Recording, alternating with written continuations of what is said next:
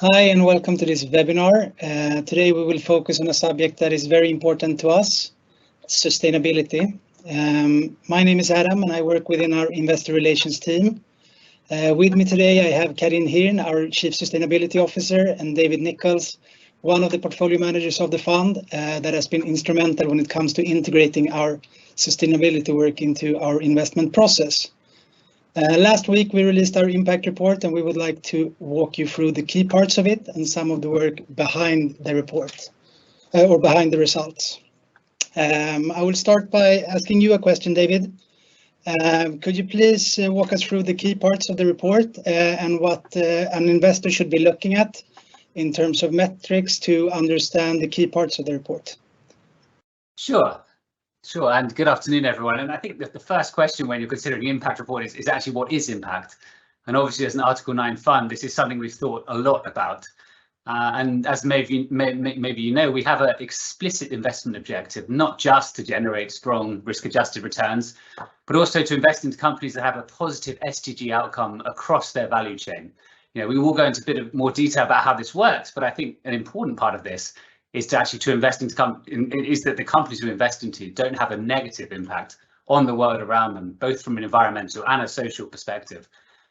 So if I share the impact report, which hopefully you can see now, tries to address the answer of how we actually measure that impact, and particularly the negative impact we start with. And we really like the principal adverse indicators, or the PIs, which are basically the indicators that the EU has said are the main sort of key indicators of adverse or even positive sustainability outcomes, and we hope this will become more comparable and transparent across the entire sort of fund management universe.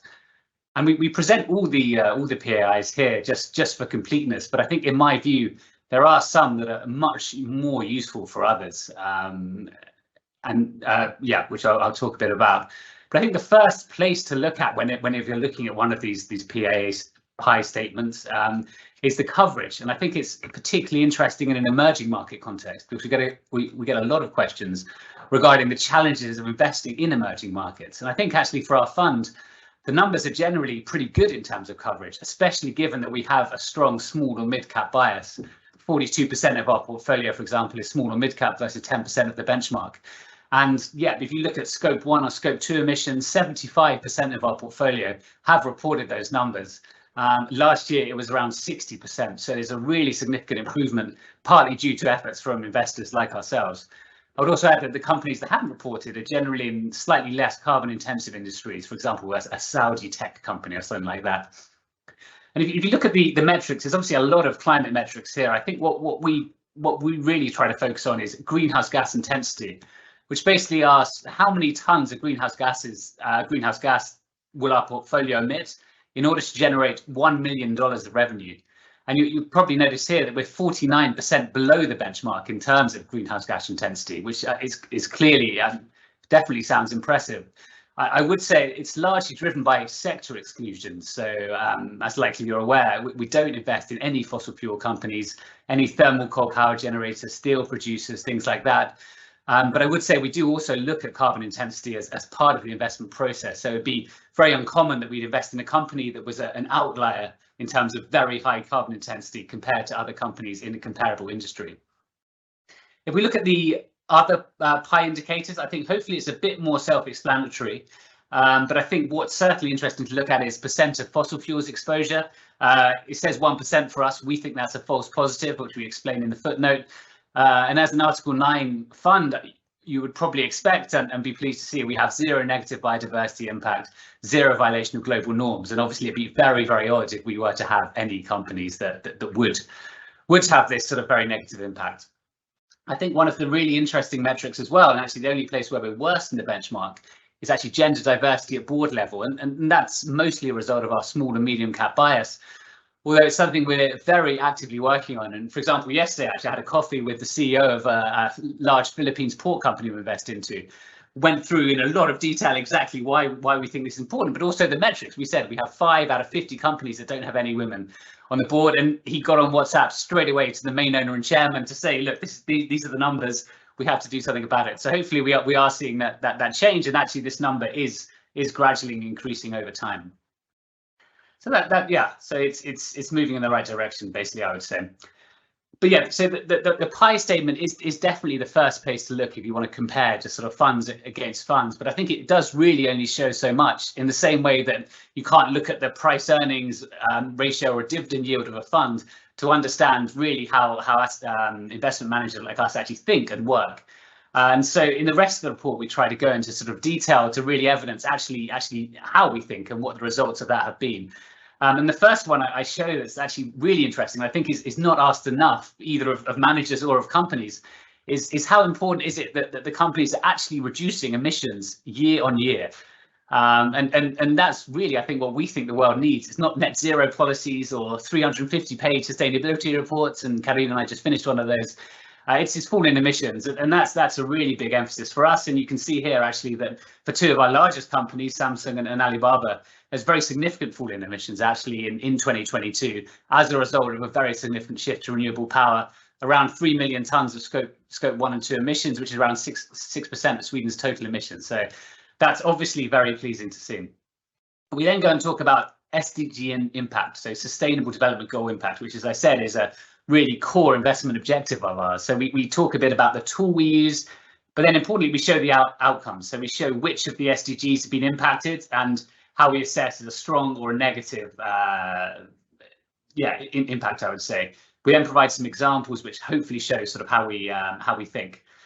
We then talk about engagement and stewardship that I think Karine will mention, and finish up with the equally important thing of explaining what actually we mean by sustainable investment. And this is a regulatory thing. And so we have a lot more detail about this in our sort of regulatory disclosures, but hopefully it provides a bit of an impact, a bit of an insight into how we do this. I think what's important, the sort of number one metric, is that we assess that 97% of the fund can be classified as sustainable based on our current portfolio.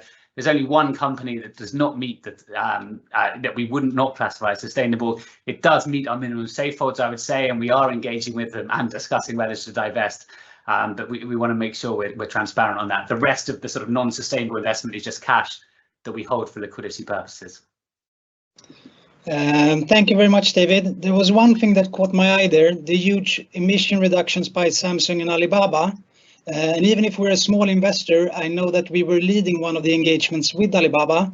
Karine, could you please tell us a little bit more about what we did and how we can have impact even as a small investor into these big companies? Yes, with pleasure. So first of all, hello everyone, calling from Hong Kong. Alibaba. I think I'll start by explaining. I think most people know what Alibaba is, but not everyone realizes how important and big this company is in terms of their actual footprint. So the gross merchandise value of Alibaba is equivalent to 7% of Chinese GDP, and or almost twice the size of Swedish GDP. So basically, any small steps would have a huge impact to start with. And when we started looking at Alibaba in 2021, together with some other shareholders within this association called Asia Corporate Governance Association, of which we've been an active member for years, we saw three different specific issues. So first of all, they actually had no ESG disclosure, which is kind of astonishing, of course, for a company of that size. Their climate footprint management then was also seen as, basically laggards compared to other Chinese tech companies or, of course, global peers. And we were also not satisfied with the work with the investor relations in terms of communication. It was also not great. So we, together with 8 other shareholders, we together own 2% in Alibaba. So it's not a huge number, but it is significant enough so that they would listen to us.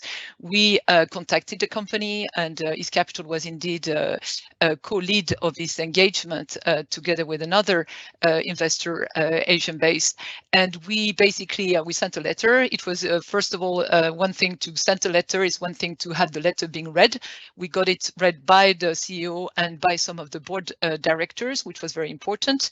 And then we had a number of calls and meetings and discussions with the wider group and smaller groups. And basically 1 year later, we were given the following results. So first of all, CDP questionnaire, which is an important tool for climate disclosure. We were lead as well on this one, by the way. That was the first time Alibaba was replying to this questionnaire. questionnaire. They published the first ESG report in 4 years, and then they came out with carbon neutrality pledges. And even though David said that we are more actually really looking intensively in the actual reduction of emissions, their carbon neutrality pledges were very ambitious, including 50% reduction of Scope 3 by 2030.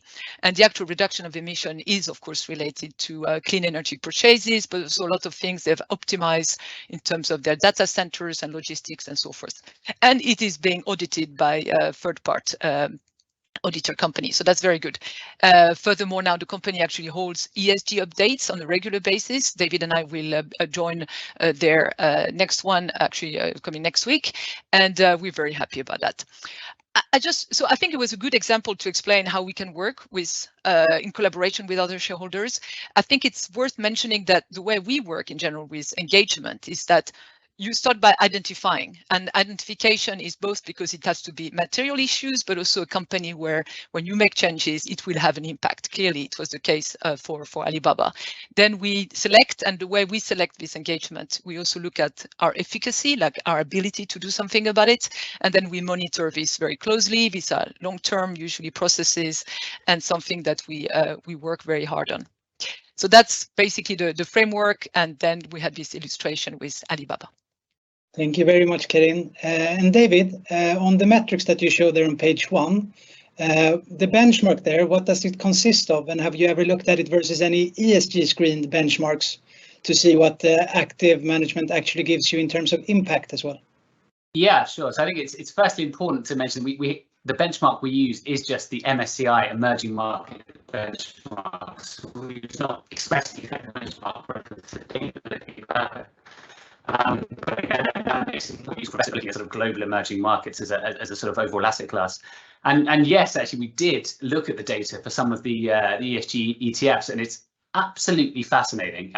We looked at 12 ESG ETFs, and the numbers are absolutely all over the place. And for example, with fossil fuel exposure, ranges from 0% to 8.9% of the ETF. So actually some ESG ETF funds have more fossil fuel exposure than the benchmark, which is around 8, which is absolutely fascinating. I think one other thing that was really good to see is that we're below all the ESG ETFs on carbon intensity, which is the metric I was discussing about, apart from the 2 that were defined as Paris aligned. That's fantastic. Thank you, David. Apart from the hard data, what do you get as an investor from investing in an actively managed Article 9 fund? What would you say are the 3 main things they get? Yeah, sure. I mean, I think if I study, what I've tried to say in my earlier sort of response, that ESG is more than about just looking at a few numbers, and it is very hard to do by algorithm, especially if, like us, you want to focus on the forward-looking aspect, so how companies are changing over time, where they'll be in 3 to 5 years. And I think that's particularly important from an alpha generation's perspective, because we're trying to identify the ESG darlings of the future that the sort of global investors will really want to invest into. And I think, I guess, the second item or feature is what I was just describing in terms of active ownership. And active ownership for us consists in engagement and dialogue with companies, but also voting, on which we, by the way, also report on in this impact report, where we vote for in all AGMs and all EGMs. We think it's a very important tool as well for us for actually having an impact on the companies where we're investing. Specifically for our fund, I think, if I may, I think the third feature, which is, I said, is not for all actively managed fund, but definitely for its capital global emerging market sustainable, is the approach we have in terms of the way we actually assess the contribution of our portfolio holdings to sustainability across the value chain, which is quite unique, and an approach that we really believe in is also very much in line with the trends we see in the world in terms of sustainable investment, where you no longer just think about your own operation, but you need to think about your value chain, really, and the actual impact you have on the surrounding world. That actually brings me to my next question. UN PRI showcased our SDG value chain analysis tool, I think twice. Could you please walk us through a little bit how that works and what's really in it? So Yeah, I'll start by explaining actually why we were, I mean, obviously we were very pleased, you know, the UN PRI being really the leading association for any asset managers and asset owners with some ambitions in terms of sustainability. So our tool was showcased as on a standalone basis. And I think one of the reasons is that it is both sophisticated and relevant, and at the same time quite simple to understand or simple to use for sure, in a sense that it is quantifiable. So the way we assess, we identify the SDGs that are relevant to the companies we are researching, and then using metrics from SASB, Sustainable Accounting Standard Board, make it as well very tangible. So I presented it, for instance, on calls to signatories from Latin America.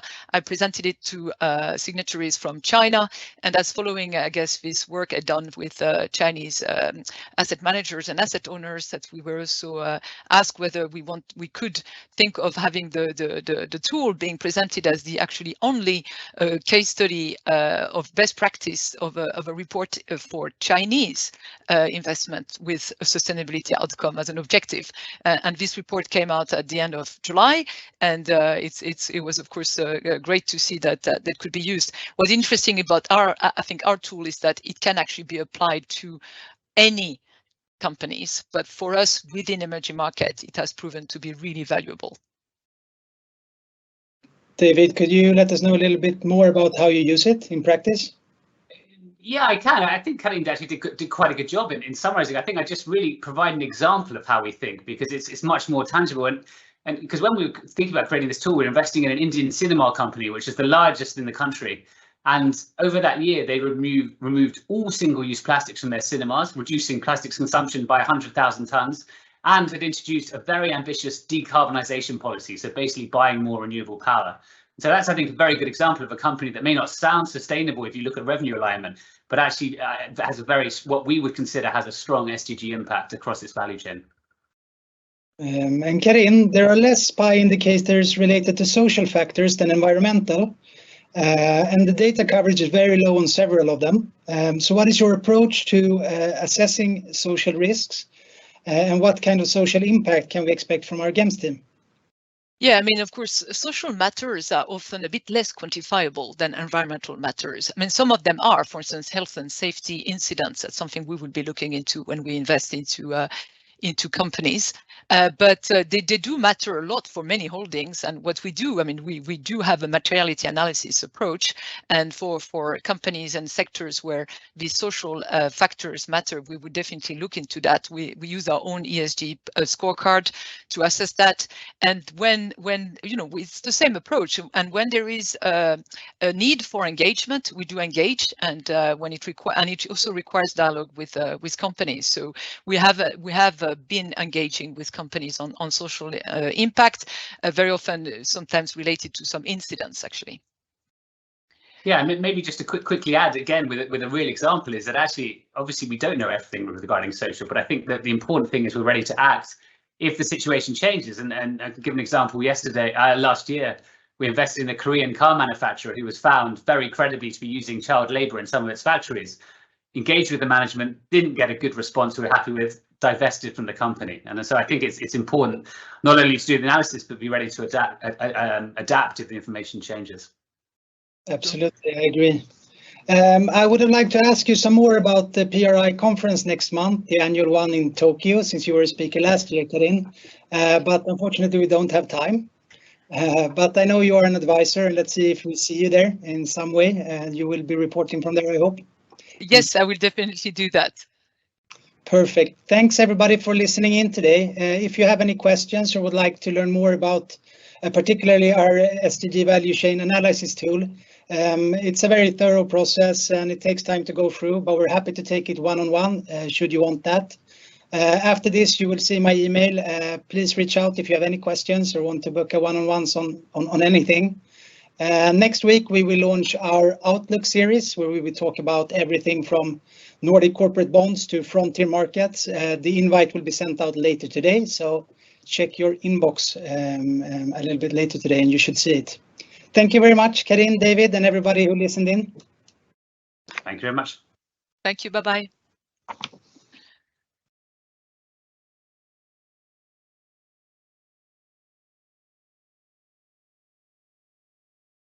you.